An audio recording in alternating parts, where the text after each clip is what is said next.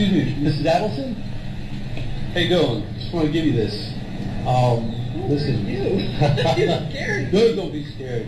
Listen, just want to let you know that we know that your family has been taking care of Katie and her friend Luca for quite some time after your problem up north has been resolved. And I want to let you know that my brother, he's incarcerated. He helped your family with this problem you guys had up north. And we want to make sure that he's going through some rough times. We want to make sure that you take care of what he's going through the way you're taking care of Katie and Tuba. Well, this will explain it. Thank you.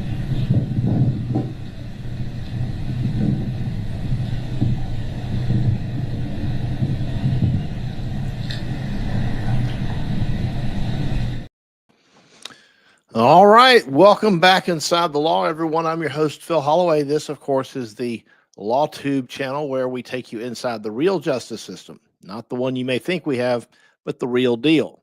So we're going to continue today exploring the Donna Adelson murder trial that's coming up later this month in Leon County, Tallahassee, Florida. What you just saw is what is referred to as the bump. And what do I mean by that? This case originated back in 2014. Okay. Fast forward a couple of years, that was around 2016. And I don't want to say the case necessarily went cold, but law enforcement was kind of running into some roadblocks and, almost dead ends trying to figure out what happened. So they decided to shake the trees a little bit. And so they sent this undercover officer to confront Donna Adelson. And, you saw her response or lack thereof during that interaction. Now, but we're going to come back to that. We're going to play it again. We're going to talk more about it. I want to start. I was trying to think of how we're going to start the show today. And, look, when I'm preparing like a trial notebook, one of the first things that I put in my trial notebook is the indictment. Okay, so I want to go ahead and let's just throw the indictment, the pertinent part.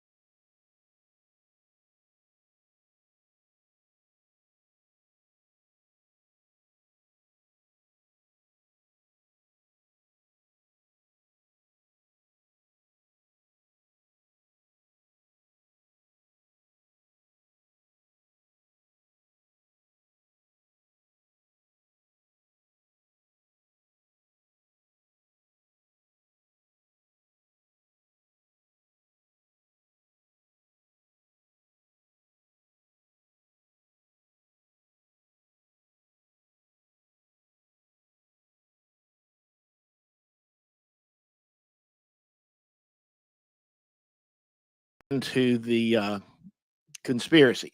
And then, of course, once the object of the conspiracy is carried out, you have the completed crime of murder. So all three of those are separate crimes. The conspiracy will probably, if she's convicted, would, I think, merge into count one, which is the murder. And I don't think she would be sentenced for multiple offenses. Although I could be wrong about that. There's some very technical rules, but in a nutshell, they've got it framed as basically in reverse order. Count three is she's making the request. She's soliciting her son, Charlie, and others to get this done. Then the rest of them enter into an agreement with her. Then you've got a conspiracy, and then they go and do it. And then you got the murder. But the conspiracy continues because they continue to try to cover their tracks, allegedly into 2016. All right. So that's the way the indictment is structured. Someone's saying they can't hear me. Can y'all hear me?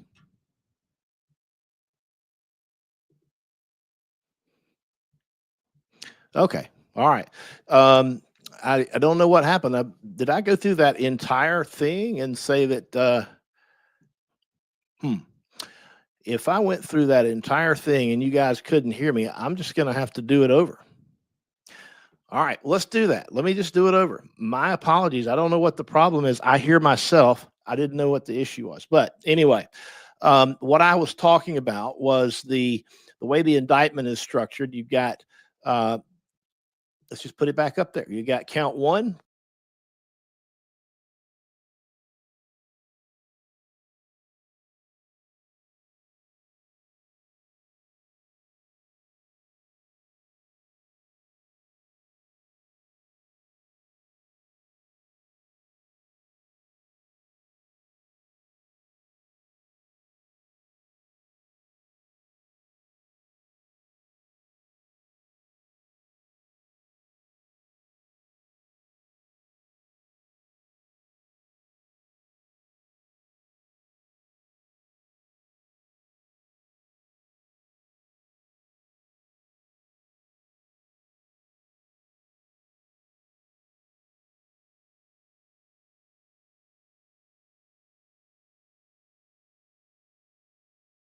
How they've charged it, it's all in reverse order.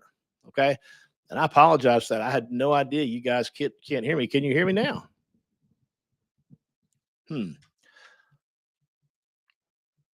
I've got everything on my end. Looks good. I can hear myself. I'm not muted.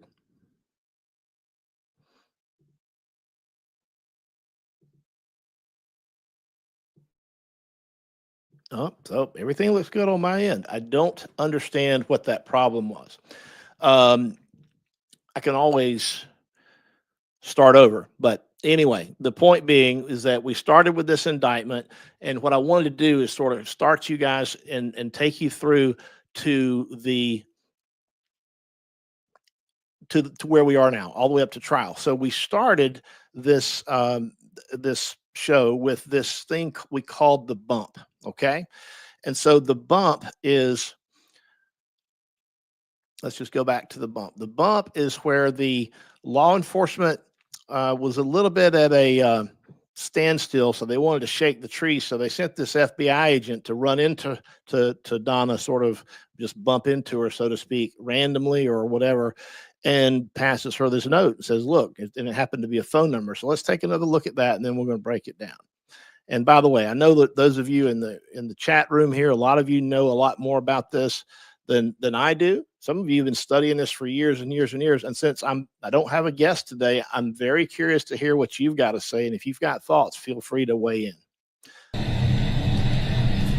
Excuse me, Mrs. Adelson? How you doing? Just want to give you this. Listen. You're scared. No, don't be scared. Listen, just want to let you know that we know that your family has been taking care of Katie and her friend Luto for quite some time after your problem up north has been resolved. And I want to let you know that my brother, he's incarcerated. He helped your family with this problem you guys had up north. And we want to make sure that he's going through some rough times. We want to make sure that you take care of what he's going through, the way you're taking care of Katie and Tuco? Well, this will explain it. Thank you.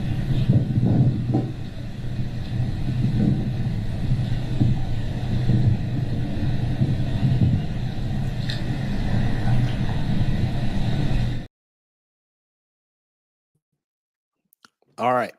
So there's the bump. So does that seem like how you would act if someone approaches you and says, look, you're not taking care of my brother. He took care of what you needed him to do. She didn't call the police. She didn't call anybody to say, help me. She just literally went about her business, went on to her grandkid's school. So a few days later, of course, she discusses this with her son, Charlie, right? And so we've got Charlie and his mother on the phone discussing this within days. And let's see, I've got some sound from that as well. And by the way, before we do that, let me just put these players back up here. We've got, just so you understand who we're talking about, everybody on the left side of the screen, you got top left, you've got the victim, Dan, his then wife, Wendy. Below them, Dan's in-laws, Harvey, and our defendant for this trial, Donna. And in the middle, you got Charlie, and then you got Catherine, who is the go-between between Charlie and these other guys on the right who are the essential hitmen, okay? So on the far left, you've got people that wouldn't otherwise have any way to contact with hitmen, but because of Charlie's girlfriend, Catherine, who had a relationship with, I believe it was Sigfredo, right? And had a child with him.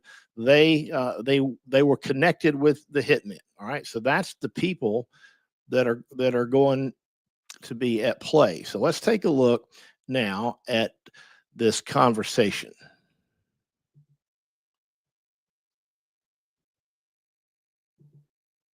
Hello, this is a prepaid collect call from an incarcerated individual at the Leon County Jail. This call is not private. It will be recorded and may be monitored. If you That's the wrong sound. I apologize. I got to get you a different one. We've got that's coming up. That's coming up later. I've got another phone call, which is here. This is where Charlie calls the bump guy who he thinks is related to the hitman.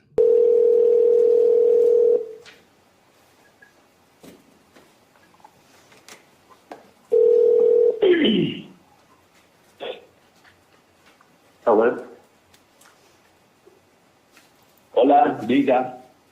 Hello, diga. Who is this? Who's this?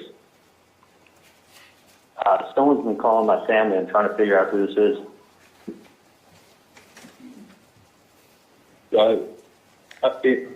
In reference to what, man? Someone by the name of Sammy called? Yeah, that's me, man. All right, what's going on? Well, what's going on is my brother Tato. Okay, my brother Tato has not been taken care of. His family's not been taken care of. I talked to a dentist. Why are you calling me? Who are you? I gave the number to a lady.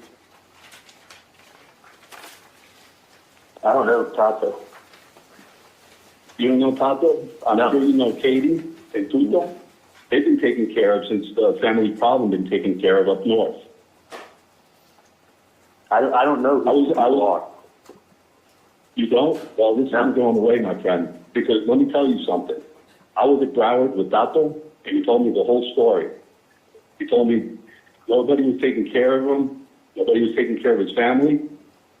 The family was taking care of Katie and Tuto, and nothing's been taken care of with Tato.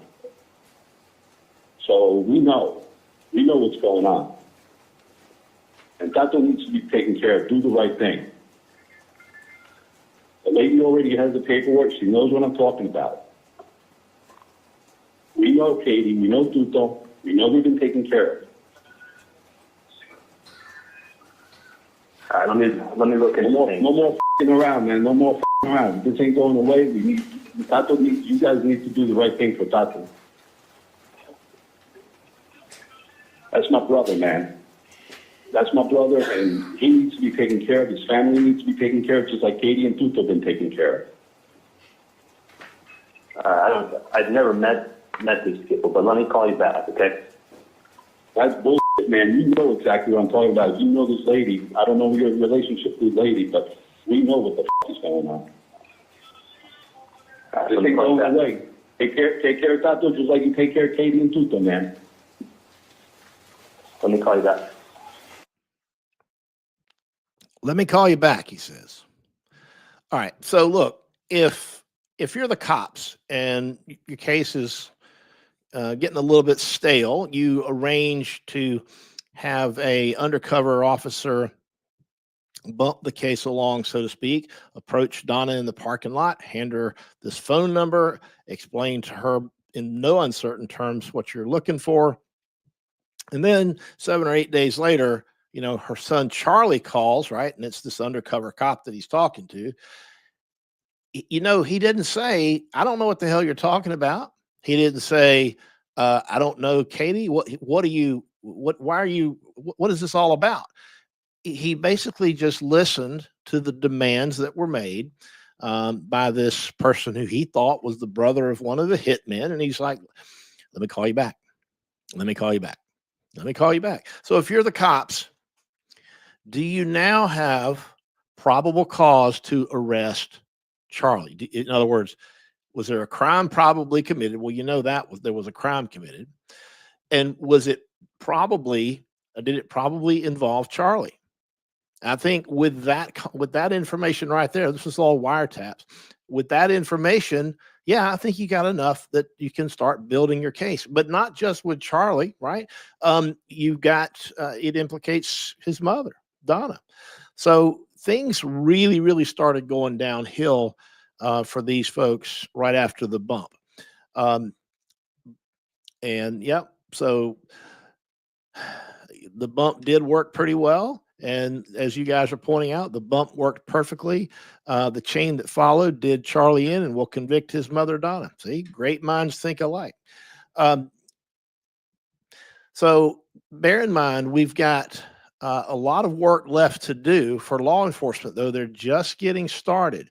But as we know, they did wind up convicting Charlie there in the middle, and after 2 trials, they convicted girlfriend Catherine, and then Luis Rivera is up top. He's the top right. He's the one that sort of shelled down the corn and told everything about how this whole thing worked.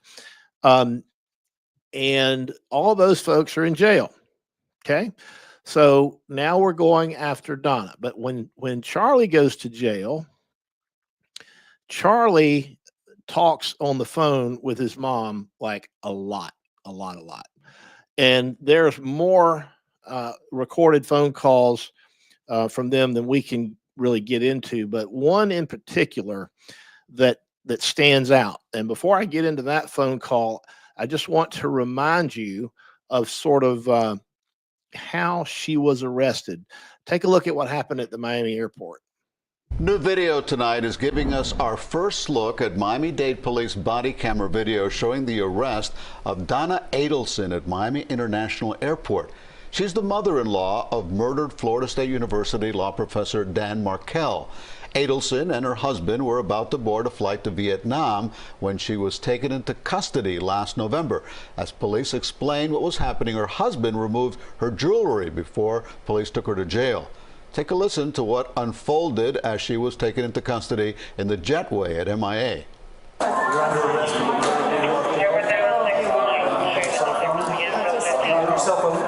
don't want to give it to you. Why do I have to give it to you? My attorney said not to. Why do I have to give it to you? This is evidence.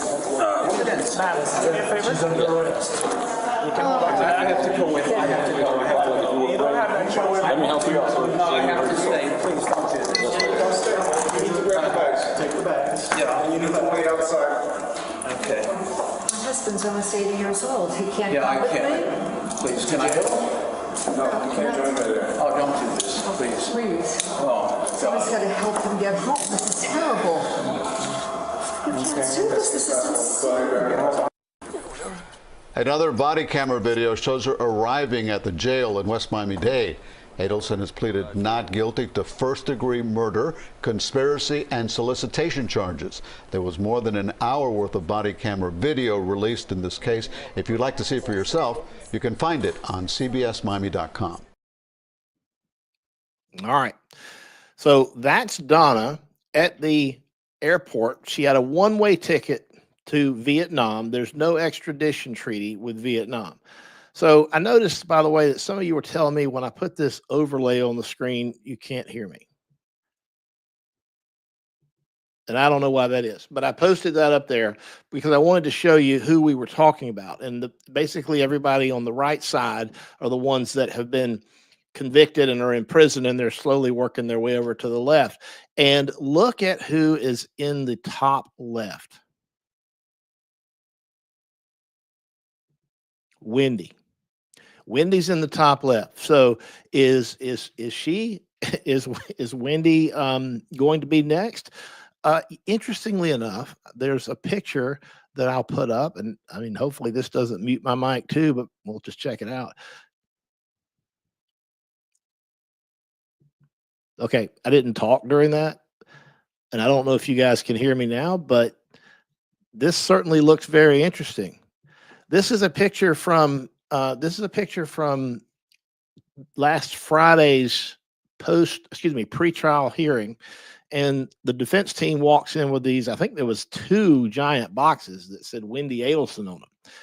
Now, what does that mean? I mean, we've already been told that the mom's going to testify, but is she going to throw her daughter under the bus? Is that what this is all about, or is it they're just are they just preparing for cross-examination? Because Wendy has testified numerous times at the various trials, and even at hearings. She's been granted what's called use immunity, which means that anything she says in court cannot be used against her. But it's not immunity from prosecution, and if they can convict her with evidence that doesn't include things that she said on the stand, then she is fair game. All right, so we don't know why do they have these big giant boxes that say Wendy Adelson on them. I mean, there was 2 of them. Just look right there. You know, I don't know. Maybe it's that if you're preparing for cross-examination, that's a lot of boxes to be carrying in to prepare for cross-examination. But we shall see. All right. So now I'm going to get to. We saw that she was on the jetway, literally about to board a one-way flight to Vietnam that has no extradition treaty. So shortly after Charlie's conviction, and I don't know exactly when, I'm sure some of you do, you could probably put the date right on this. Oh yeah, thank you for pointing that out. Please do hit the like button. That helps other people find us when they are interested in this kind of content. All right. If you can't hear me now, let me know. Okay. You should be able to hear me. I can hear myself. But in any event, what we've got here is we've got a phone call between mom and son, between Donna and Charlie. Charlie's in jail. And you'll hear some of the first part of it. And it's kind of long, and I'll be stopping and starting. But it's whatever happens at the 8-minute mark, and let's just get into it and we'll talk about it. Number as a private number. To accept charges and consent to this recorded call, press 1. Thank you for using Securus. You may start the conversation now. Hey, Yeah, sorry about that. No, last thing I heard was you said, and the chief, and then it just went He was supposed to fly. He's the same guy who said he was going to call Dan back when I first got here. Never called him back. But Chief Mac, he's the chief of the whole jail, would come by and check me out. So he has not been there yet. He has not, but the psychologist, Yeah. PhD, whatever she is. Yeah. She came by, and I said, listen, I'm fine. I'm getting claustrophobic. Like, sure. I'm used to looking outside of a window, you know, inches out into the pod, and this is like you're sitting in like a block. One, yeah, like a same textile as I had before, but I could look out the window into the pod. Here, it's like a box. Yeah. So you can't see. It's a mirror. They can see in, and you can't see out. Is it any help? Can Dan get this guy to come sooner? Would that be of any help? God, she's back on the fucking jail. I don't care about where it calls. No. Anything will come slower.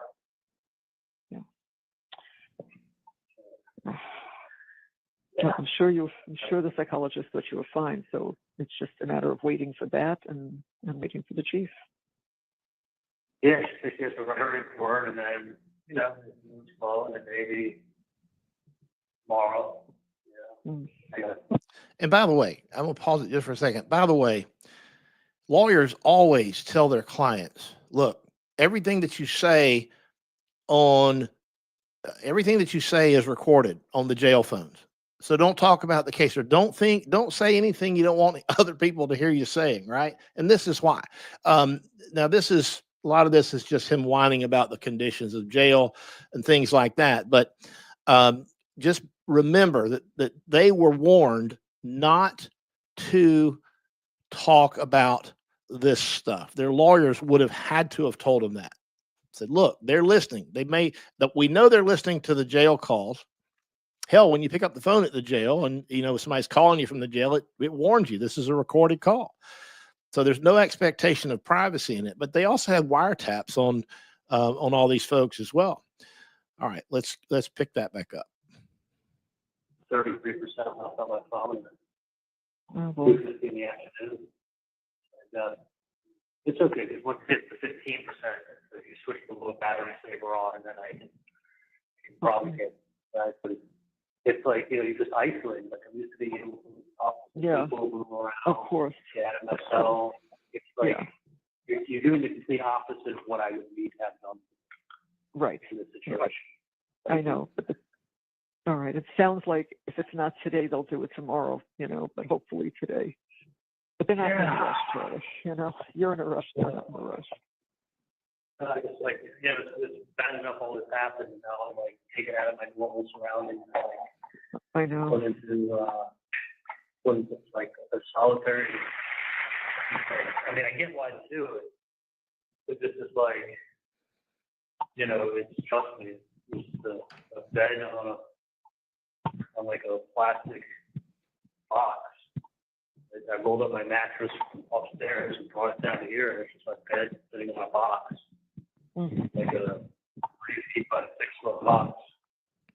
Put on the ground in the center of the room, where I'm used to walking back and forth in the middle of the pod. Now I just like walk up and then around the bed and then back.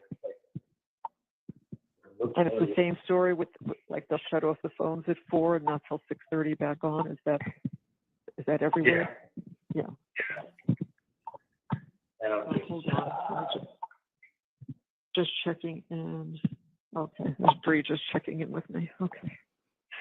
I know. I talked to Dan.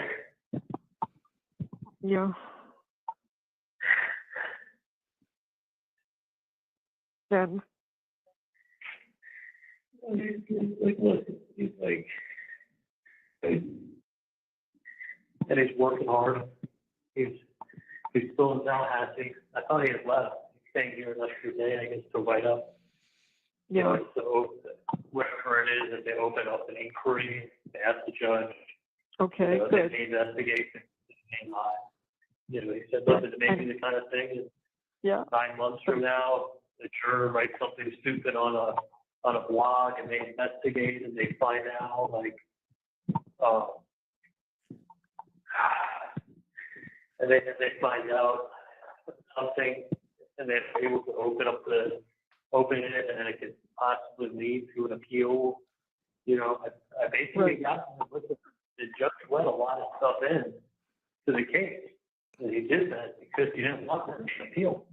You know, Right. The harder the judge rules. Okay, so let me just correct Charlie here about the law. Presumably he was a decent dentist, but he's not a good lawyer because look, folks, the more stuff, by stuff he means evidence. The more evidence that a judge allows into the case over the objection of the defense, the more likely it is the judge is going to make some mistake, and that could give rise to an appeal. So Charlie just doesn't understand anything about the way this works. Not the brightest bulb, in my view. Well, I guess there's more repellent issues that can come up, like if that guy, Hankerson or whatever. I guess the harder the judge rules on issues that are in the trial, the more likely there's to have repellent issues. If the judge is in favor of the defendant, the more likely there's to have repellent issues. Yeah. You see what I'm saying? Yeah, I do. So my general feeling, this is just my feeling, I'm not a lawyer, but my feeling is that he ruled, if anything, he gave us the benefit of the doubt because he didn't want there to be a repellent issue. Yeah. Is that what Dan thinks? Well, I mean, he made that comment to me that the judge ruled in our favor a number of times. He let him bring stuff in. And I either said it or I heard it, that he meant it, that there's not going to be, let things say that we're done wrong. I mean, you have to either say that the judge did something, didn't give you your due process. Because the jury didn't do anything improper, like, what's your reason for wanting to do trial? If there was an appeal, would it have to be in Tallahassee, or can you move it? Because I don't understand why they wouldn't let you move the venue. I don't. It was blatantly. I mean, look, I have. I didn't say this to you before I picked up the phone, but there's a lot of things that we have to do, and we've got a very tight time frame. So one of them involves taking care of some things for Roman, taking care of some things through Steinberg. Dad's been on the phone all day, and okay, hear what she's saying. She's saying she's got a lot of stuff to do in a short time to do them. I know it's kind of low, her voice is, but she's saying she's got a lot of things to do. All right, just remember that. Susan was nice enough when I called her. She said, I'm going to gather everything up and I'm going to drive down. So she and Rick got here about, 10 minutes before you called, so that she could work with us, because we got a couple of hours of stuff to take care of for Roman. So working on that, and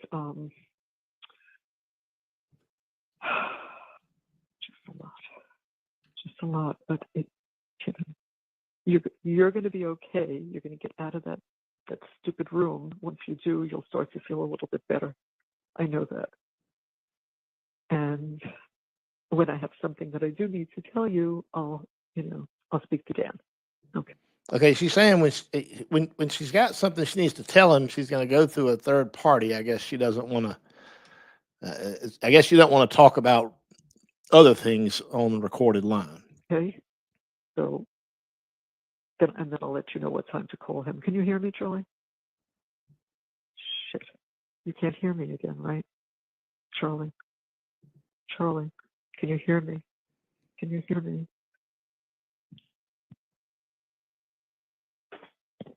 All right, so Charlie's dropped off. The recording is still going.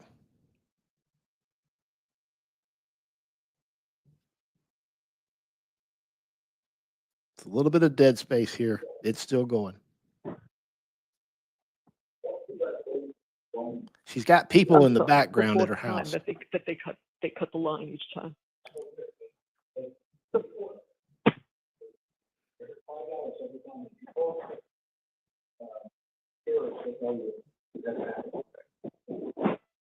But to pay for every minute, but they keep charging every time you reconnect. They say that doesn't happen. Listen. it's that he's in this room that so the psychologist, they want to make sure he doesn't kill himself. So the psychologist finally came and he said to her, if you leave me here, I'll kill myself. There's no light, no nothing. I'm in a cement block. Let me go back to myself and see where I am. Nothing, please don't leave me here. And spoke to him for a little bit. And she said, no, you're perfectly fine. I know that. I just have to go back and. She doesn't know she's being recorded. Once I get those written and then submit them and then get them approved, you'll be able to go back. So he thought he was going back like in an hour, but that she better get that thing done because I'll lose my mind in here. It's all spirit on the inside. So all you see is yourself. The lights never shut off, day or night. These fluorescent lights, he says, are on all night. He said, I just want to go back where I was. At least I know people. I can see people. He says, here, I'm in a box. So he's just. She's commiserating about him being in a box. I mean, I'm sure he'll pull back or just keep getting disconnected. I didn't even know what drink. He wasn't buying Coke. I ordered nothing. So I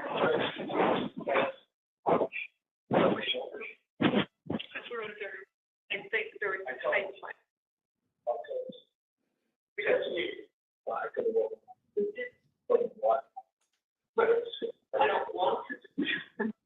You know what I want to do. But yes, this is admissible. The judge ruled it. It's coming in. I am not myself. Go to prison. It's something he didn't do. I can't push it. I'm not that strong. And I also know how he, in a year and a half, his body and everything has slowly started to deteriorate. I'm old. I have a life. We had a great marriage. Happy. We traveled. We lived good. I really am not unhappy. And I'm more than willing to just say goodbye and let me lie down. It's nothing painful. I just want to go to sleep. We bought our cemetery property a couple months ago. We're good. I'm good.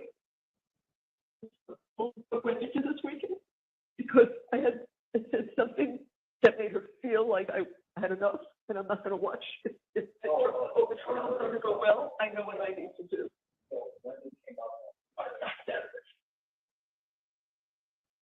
Now, you know something was wrong because we lived here 9 years. She's never once just come over and say, She's talking about Wendy. She's pissed at Wendy for not coming over.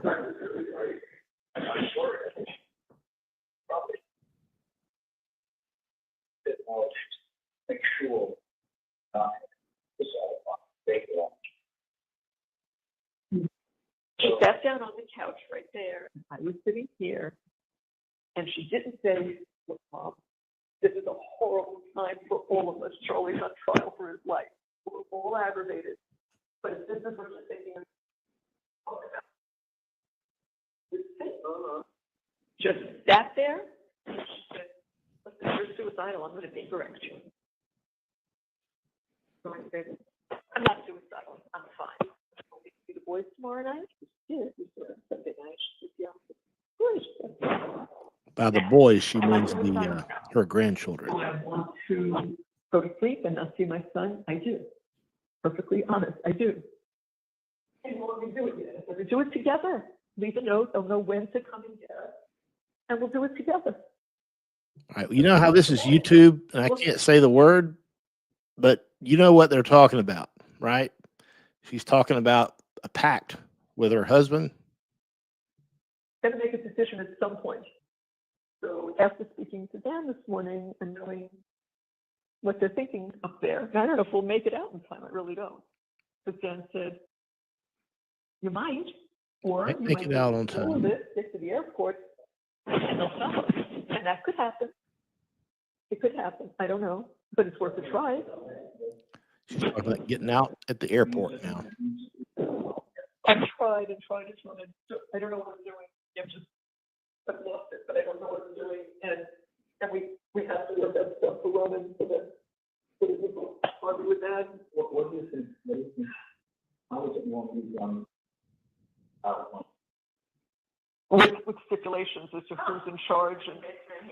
It's got to, phone bells in a truck and where is it? When she's talking about stipulations as to who's in charge, she's talking about getting their affairs in order for them to not be there one way or another. So she's talking about who's going to be in charge with respect to their estate, their house, and all this other stuff. So she's planning on one way or another. She's wanting to check out of it all. The guardian, under and the trustee. And so the trustee and the guardian will be over then the trustee on 30 that somebody would be watching. Well, we want someone to take care of it, guardian of the person. So, I would make some effort to respond if someone's called. If she would do that, I could sit here with you and say, "Wendy, would you do that?" But I can't because no response. So do you tell her that I could call George? No, I don't get it. I don't know how to get in touch with her. So I said, let me ask George. So I said, George. I can't get in touch with her. She's talking about Wendy. Told me my lawyer to call her lawyer if it's about the case. And I wrote back, it's not about the case. I have been reason. Sure.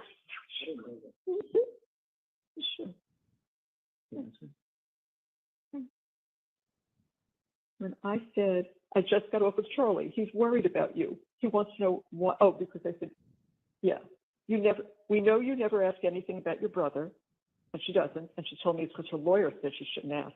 But now, you guys may know better than me right here. It seems to me that she's got these people in her home that were in the background when she was on the phone with Charlie. She's having this conversation with them. It seems to me like she's maybe reading a letter or a note or an email or a text or something that she wrote to Wendy. That's how I interpret it. I'm curious to know how you guys interpret it, but what she's clearly referring to Wendy here. We found out it's not true, but we just got off the phone with him. My attorney said no, and he asked her attorney. Her attorney said, I never told her that. but I've never confronted him. No. I don't want to. So I wrote this last night. We know you never ask anything about your brother. This is 8:00 last night, but we just got off the phone with him, and the first thing he asked was, how's Wendy holding up? I didn't have the heart to tell him that you never called us or asked about him.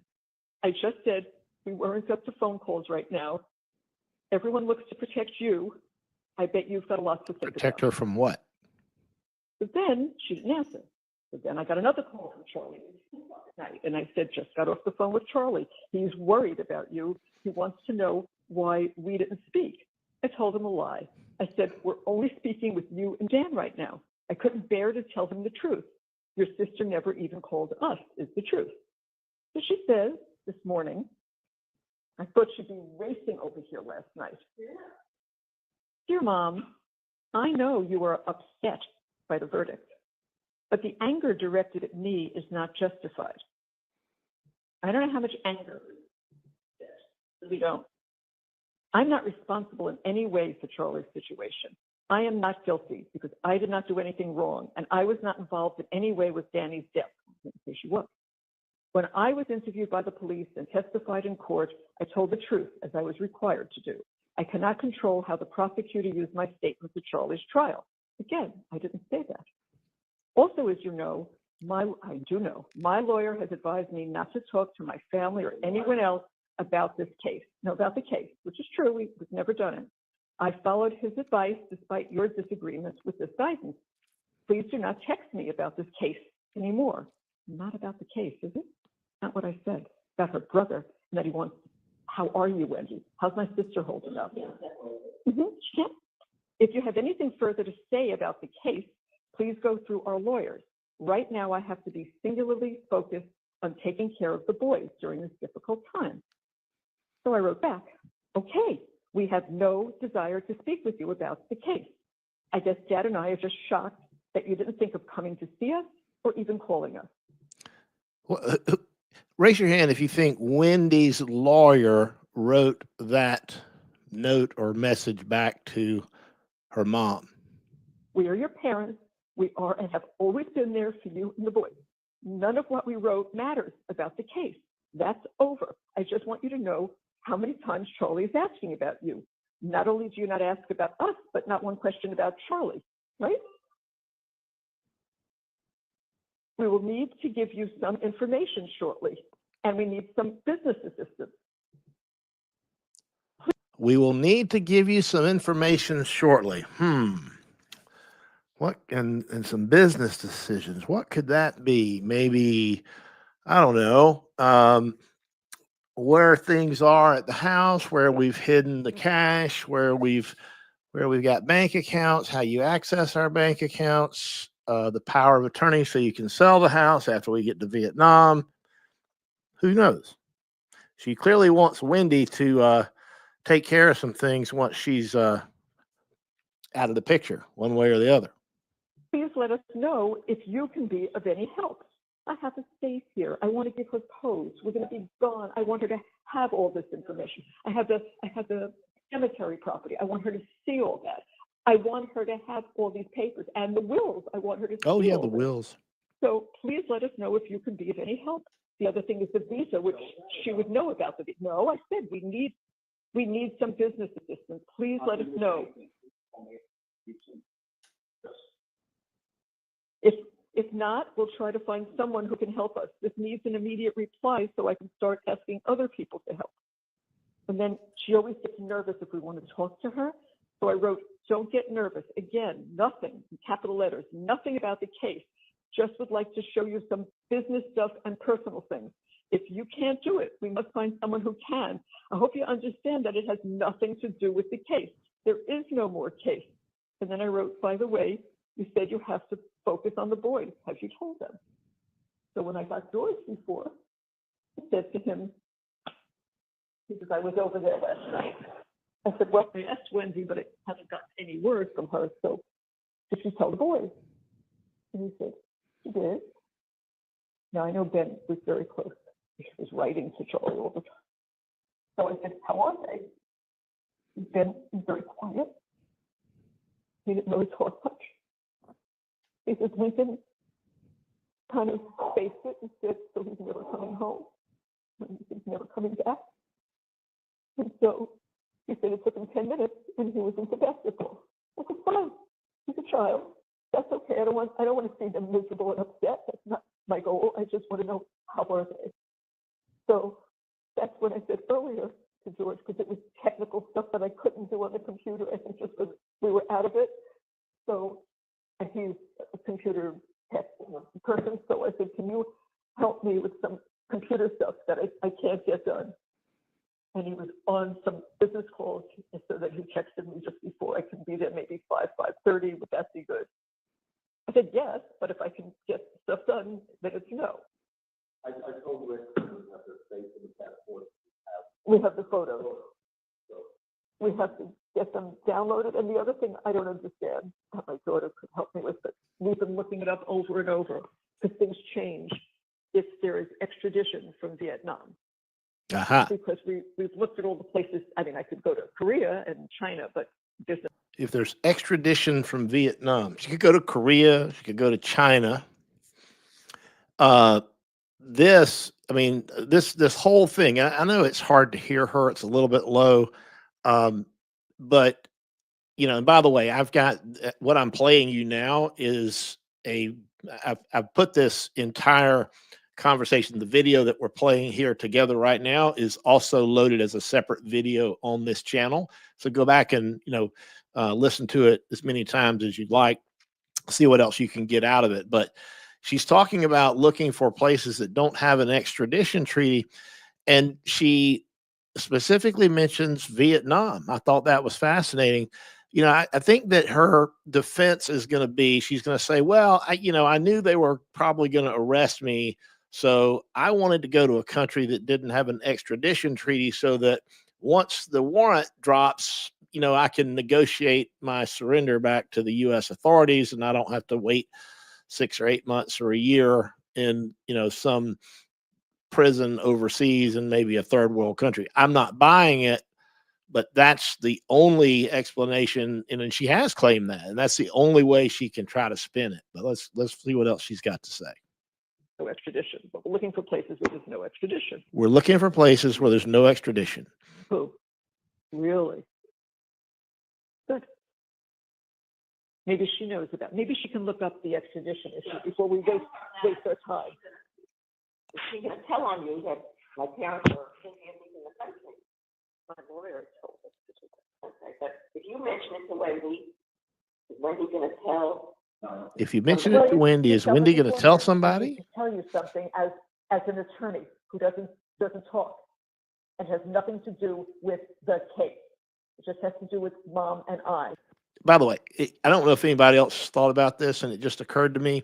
Whoever these people are that she's talking to in the background that are giving her this advice and guidance and sort of kicking this around with her, are they accessories after the fact? I mean, if you help someone, sort of try to evade apprehension or evade detection as being a co-conspirator, I think that you could make a case that anybody who's giving her assistance in covering up her participation in the conspiracy, that they've committed a crime as well. So I'm very curious. I'm sure the cops know who these people are, but I'd like to know.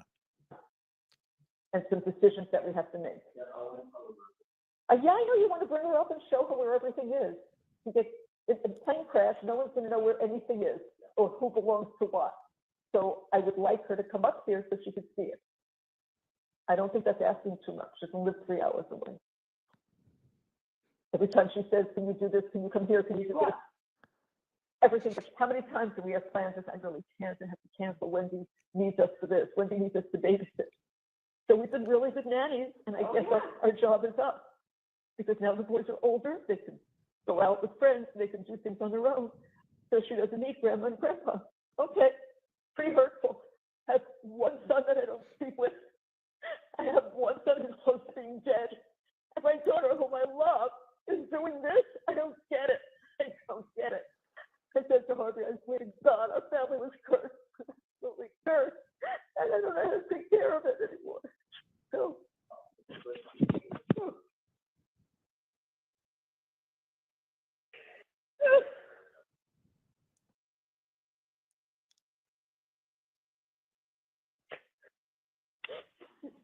I'm going to try to do these desperate. We're going to better be able to sit at a table than that chair.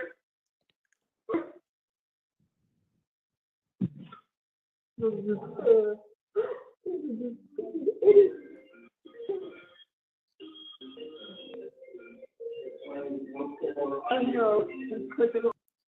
All right, that's about all the interesting stuff. That's all the interesting stuff from this particular video, or from this call. Like I said, I've got that on my channel. You can go check it out and see what you can get out of it. Look, at the beginning of this show, some people are saying they could hear me. Some people saying they couldn't when I put up a photograph. I just simply had this. I don't know. My microphone says it's working. Somebody tell me in the chat if you can hear me right now. If you can hear me right now, I'll just keep going, or tell me if I'm not. Can you hear me? All right. So all right, LJ, thanks. You said you could hear me, and my mic shows it's working. I've got greens all around. So, these are the players, and this is convoluted. So, you've got the only two people that have not been charged at this point, other than, of course, the deceased victim, is Harvey. You can't tell me that Harvey doesn't know something, right? He has to know something, and I'd be willing to bet money there's going to be some evidence on some of these electronics that were taken from them after Donna's arrest. There's going to be something that implicates maybe him and or Wendy, but I think those are going to be the next two dominoes to follow to fall. I do want to go back and talk to you guys about the indictment in this case and the way that it was structured, because some people missed that at the end. But I've got a short video that I want to play. That's we on MK True Crime, the show that I co-host for Megyn Kelly's company. We discussed this earlier this week, and Dave Ehrenberg, who was my guest yesterday, laid out the basic facts of the case and how it's structured. And then I want to talk about what this trial is going to look like. So bear with me. Let's see what Dave's got to say here. All right, our next topic is the Donna Adelson case, set for trial coming up later this month in Tallahassee, Florida. This is being called the matriarch mastermind case because Donna Adelson is a mother of someone who's already been convicted of killing her son-in-law, and there's a lot of background here. This is actually a very complicated case, but fortunately, Dave Ehrenberg knows all about it. Of course, he's a longtime prosecutor in the state of Florida. And Dave, as I understand it, you actually knew the victim in the case. So why don't you tell us what's happened up to this point and what this case is all about?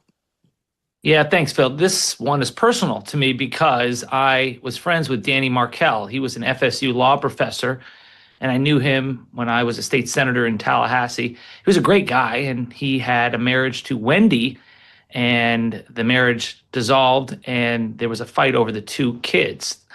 And Wendy wanted the kids back in South Florida. Wendy is from South Florida, and she has parents, and she has a brother down in South Florida. Now, Tallahassee is about a 7-hour drive from where they live in Broward, and so she wanted them down there.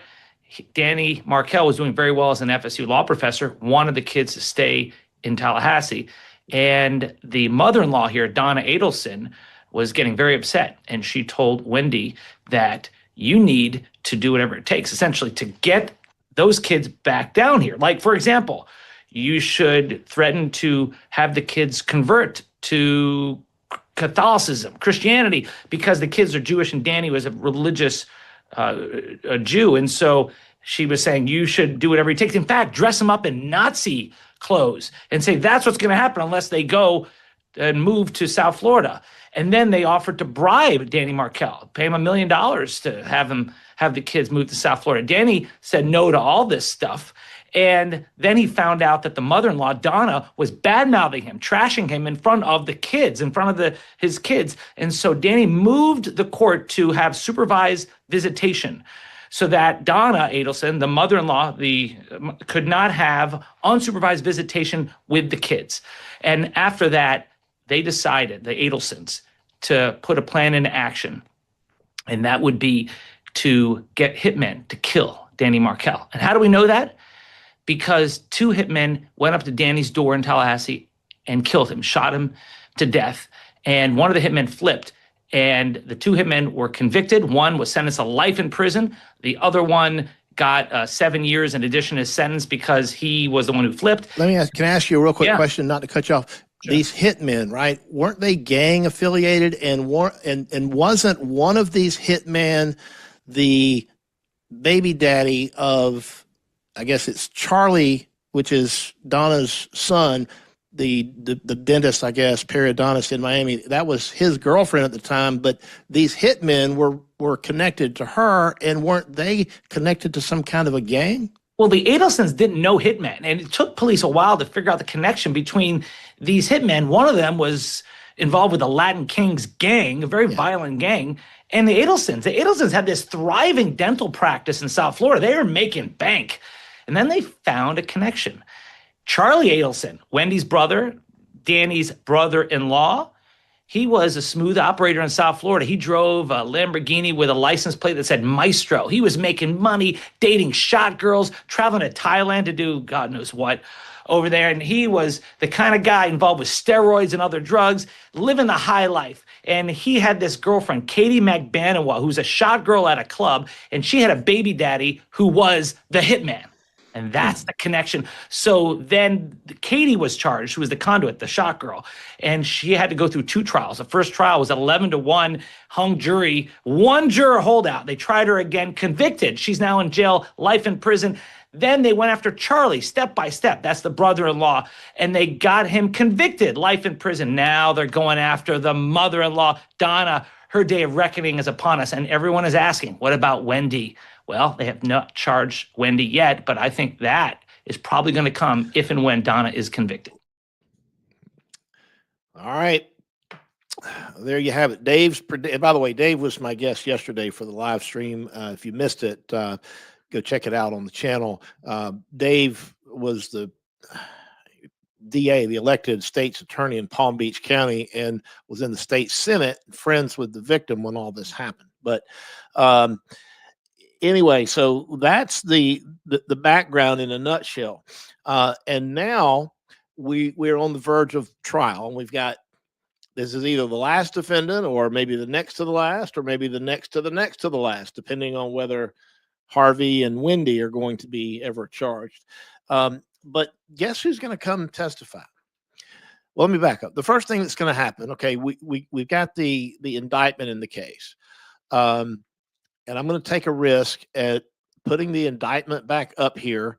My microphone says it's working. If it's not, if y'all can't hear me, let me know. Let me take this banner down so you can see it. But the indictment, it goes in reverse order. Okay, it's got count 3 is solicitation, where she's allegedly soliciting third parties such as Charlie and Catherine and the Latin Kings guys. She's soliciting them to commit murder. And so count 2 is the conspiracy. And by the way, the solicitation and conspiracy all begins back in 2013, over a year or so before Danny was killed. So apparently they made the agreement, the solicitation was accepted, and that's what forms the conspiracy. And when you're in a conspiracy, the acts of one person are considered the acts of all people in the conspiracy. So when Sigfredo goes and pulls the trigger, then it's just the same, legally speaking, as if everybody else in the conspiracy, including allegedly Donna, it's just like they pull the trigger. So that's why count 1 says that she's accused of shooting him with a firearm. What that really means is she's accused of shooting him with a firearm constructively as a member of the conspiracy. All right, so that's how the indictment is basically structured that way. Now, who's going to testify?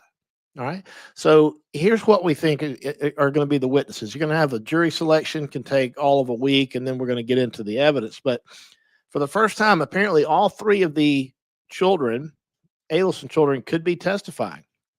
Wendy has testified at the other trials, and she's expected again to testify under limited immunity, as she's long denied involvement or knowledge of the murder conspiracy, and she's been very testy with prosecutors on cross-examination about this point. So I guarantee if her lawyer is smart, they're going over all of her prior testimony to make sure she does not stray one word from what she said previously, because if she starts giving inconsistent statements, they're going to eat her lunch, and that could lead to her indictment. Now, there are indications also that her oldest brother, Rob, has been listed as a state's witness. Now, Rob is estranged from the family. I think it's pretty unlikely that he knows anything about any of this conspiracy. So I'm very curious to know what prosecutors might plan on doing with Rob as the estranged family member. Who knows? Maybe somebody reached out to Rob and said something to Rob, and we just don't know about it. But in any event, he's on the witness list. Charlie, of course, who you heard in that call, and he's in prison.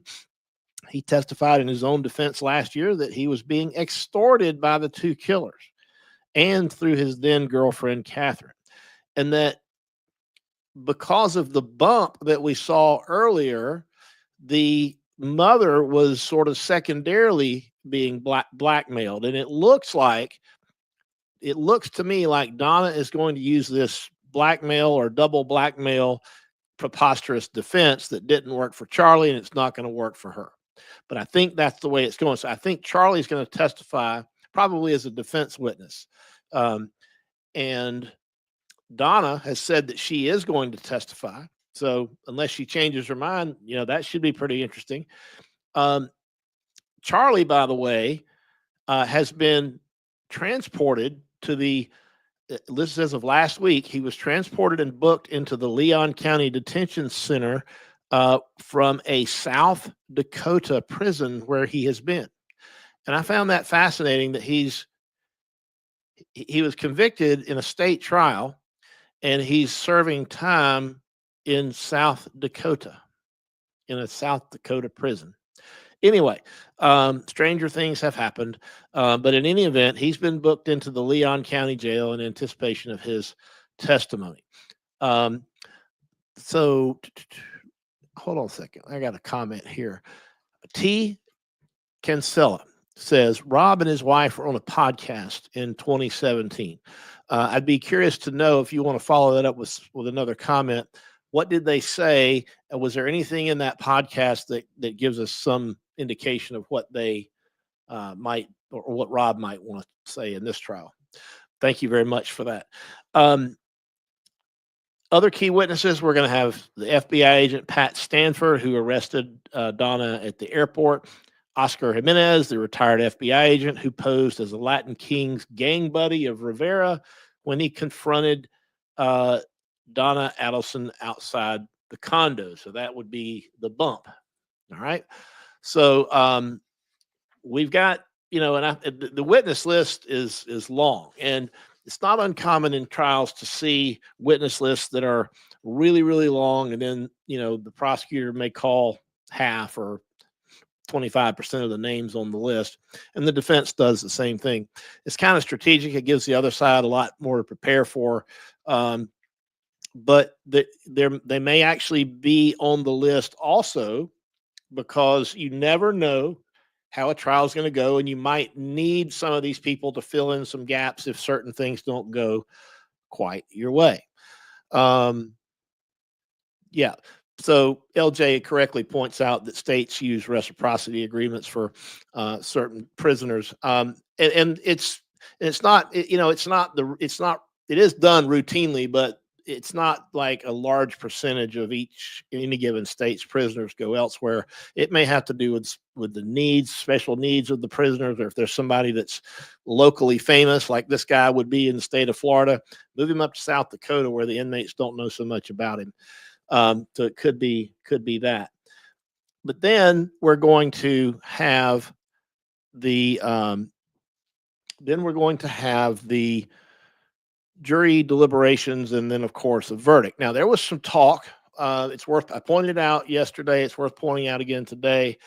In all likelihood, the defense lawyers are talking to the prosecutors. There's always a dialogue, whether it bears fruit. Maybe it does, maybe it doesn't, but there's always a dialogue about whether or not there's some kind of deal that can be reached. And so for a deal to be reached, there's got to be something in it, for both sides. Well, when prosecutors can get the defendant to plead guilty, well, what's in it for them is they get a conviction and they get to move on to the next thing, or in this case, maybe the next person. I don't think it's very likely that Donna is going to sell out her daughter, but let's just take a look at what the local DA had to say this past week about the rumors of a plea deal.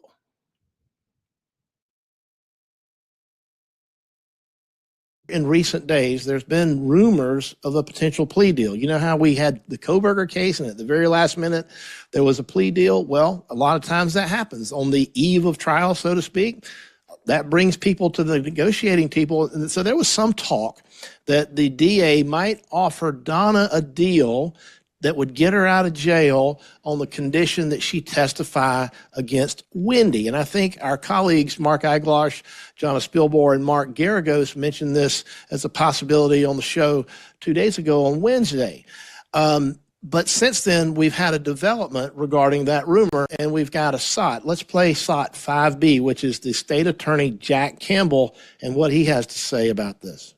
It's just totally unfounded and untrue. No such plea offer has been Do you extended. expect this rumor to have any impact on that jury selection? Well, that's my concern, and that's why the ethical rules allow on pretrial publicity for corrections of things like this, and that's why I so quickly wanted to come out and correct it. Now, it's interesting to note that he didn't say we never made any plea offer at all. He simply says, if you listen carefully, he says that we didn't make the plea offer that the rumor was about. All right. And so that all went down this week, right? And so I think if I had to guess right now, they're probably still talking. They're going to continue to talk, but I think talks broke down. I wanted to, before I forget, all right, so back to Rob. T. Cancella tells us that Rob said his family never spoke of trying to find the actual killer and that they would shut him down whenever he brought up the tragic death of Dan and how the killer needs to be found. So Rob, at that point, estranged his family. All right, there you go. That could very well be it. I think it would make sense to have that guy at least on standby in case Donna takes the stand and starts claiming that she wanted the real killer found. That would be a great witness to have in rebuttal. And LJ points out correctly that Donna, under any plea agreement, would have to come clean on everything, and she's not going to do that. Because to do that, I mean, prosecutors are going to want her to implicate, as LJ points out, Harvey and Wendy. And on top of that, before she would even consider, throwing the rest of her family under the bus, including her husband, she would probably have to have some condition in there that she gets out of prison pretty quick. And the prosecutor's just not going to go for that. So I think there's talks, but I don't think they're going to work. They're not going to bear any fruit. There's just too much at stake. And to be honest with you, I have a feeling that they have enough evidence on Wendy already, and they don't need Donna. And by the way, Donna would not be a credible witness in the first place.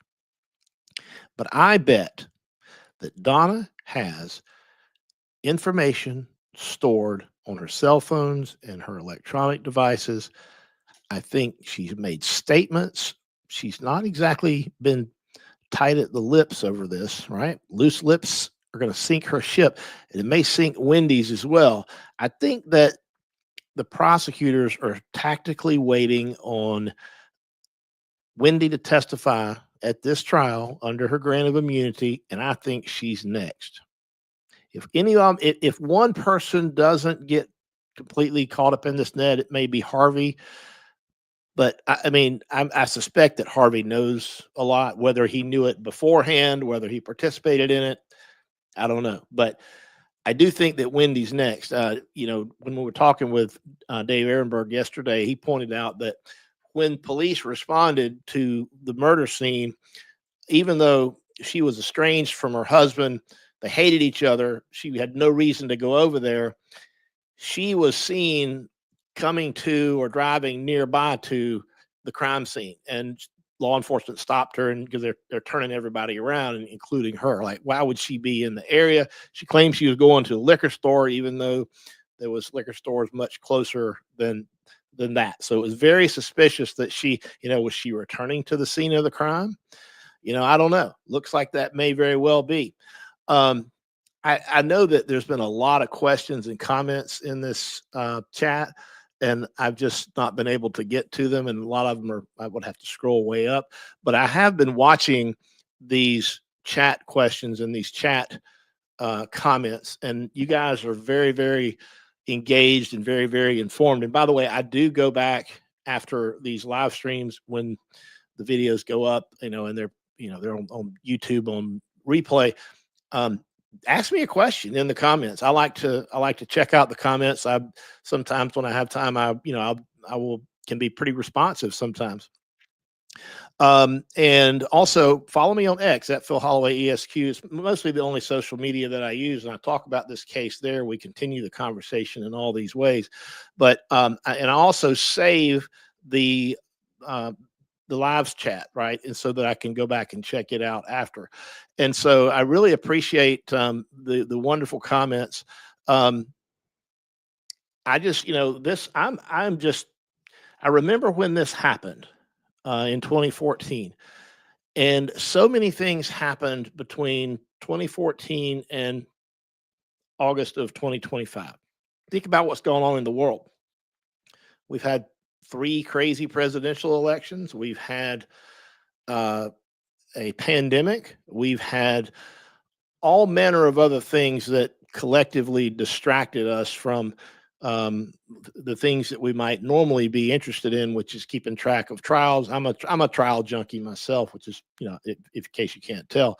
But I remember when this happened, and I vaguely remember, Charlie's conviction, but I've had to go back in recent weeks and start reading back up and going over this stuff. So I do this as much for myself as I do for you guys, because a lot of times you guys know more about this specific subject matter than me. I can tell you how the courts work. I can tell you how I think, the laws are going to be applied. You guys are much better versed in the facts of the case than I am. So I appreciate learning from you. And so a new member of the channel. Thank you very much, True Crime Wifey. I appreciate that. And I also wanted to thank somebody, she knows who she is, sent some support to the channel offline between yesterday and today that basically allowed me to get some graphic design stuff done with some thumbnails for these things. So I do appreciate you supporting the channel by any way possible. Even if all you do is hit the like and subscribe button, that supports the channel. And so please do that. That helps other people who might be interested in this kind of content to be able to find the channel. So thank you all very much. What is this? True Crime? I think I recognize this gentleman. All right. I don't know what y'all are talking about, but y'all seem to be having fun. And I appreciate everybody being here. And I appreciate everyone who is watching on replay. Now, before I go, I got one other thing. One other topic. Some of you are new here. True Crime Wifey's new, for example. Others are.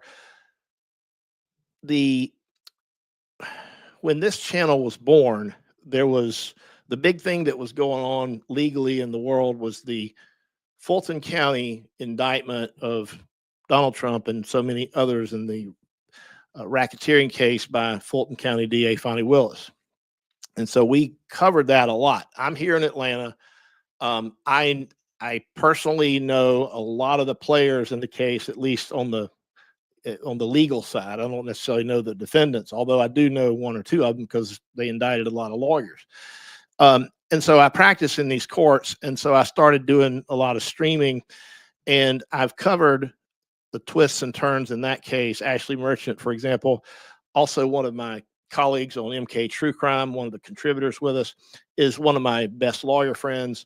She and her husband, John, very much involved in that case and instrumental in getting the district attorney disqualified. So people were asking me, what is the status of that, right? What is the status? And so here's what's going on.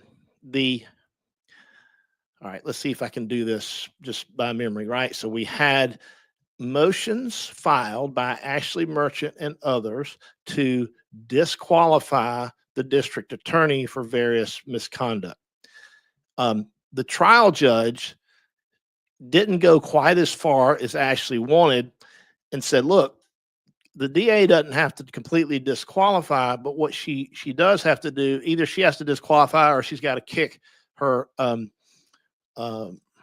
special prosecutor who was appointed under, let's just say, less than ordinary circumstances, and with whom she was apparently having a romantic affair. And it looked like she was spending lots of extra money from various sources in the budget, paying him a boatload of money and then reaping the benefits of it by virtue of their personal romantic relationship, with trips out to Napa, California, and cruises and whatnot, and staying at cabins and all these things. So it looked like there was this kind of conflict of interest. So the order by the trial judge said, look, if he goes, Willis and her office can stay on the case. And the defendants, they appealed that because they said, we think the judge got it wrong. The Georgia Court of Appeals agreed and said, Willis is off the case. Her office is off the case. She can't do another damn thing in this case. She's out of it. Okay. And so as of right now, that's where things stand. But Willis, what she did is she's trying to appeal that.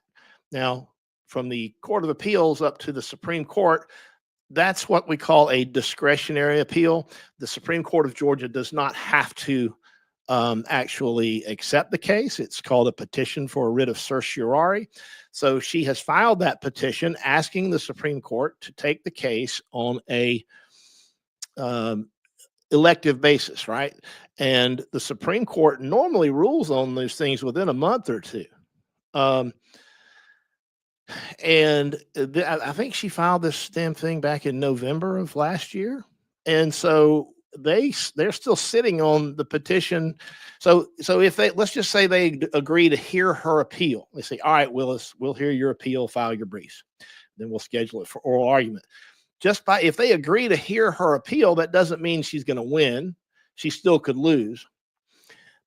But if the Supreme Court says, no, we got other things to do, we're not going to bother with your discretionary appeal, and we're just not going to hear the appeal, then that would leave the Court of Appeals ruling, which booted her off the case. And I've got videos on this too on the channel in case you want to go back and relive that. It was fun times, particularly right around the time of disqualification. Those were great. Those live streams were fantastic.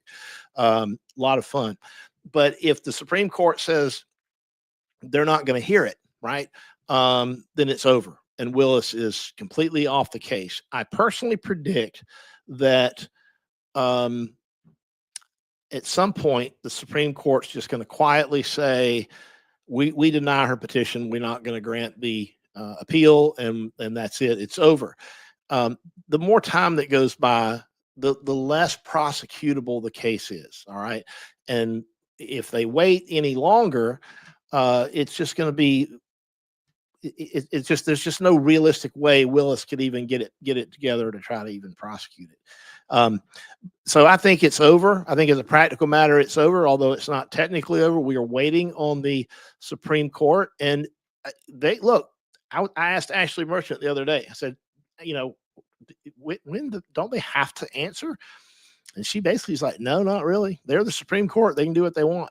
They can just, I guess they can just never answer. And maybe that's what they want to do. I do think they will answer at some point, but they're not going to do it anytime soon. But that's just my opinion. That's just my best guess based on everything that I know from following the case from the very beginning. But anyway, I do want to say thanks again to all of you guys for hanging out with me here inside the law today. And traditionally here, I leave you with some words of wisdom. And today, my words of wisdom are, whatever you do, wherever you go, if you wind up in court as a witness, don't be this guy. Man, can I get the water or something? I'm so high right now, y'all. I'm about to go to sleep on y'all ass. I ain't gonna tell you no lie. Yes, you may. We're gonna take a break. Hang in there. All right, there you go. All right, guys, thanks so much. We're going to leave it right there, and I'll see you back here next time inside the law.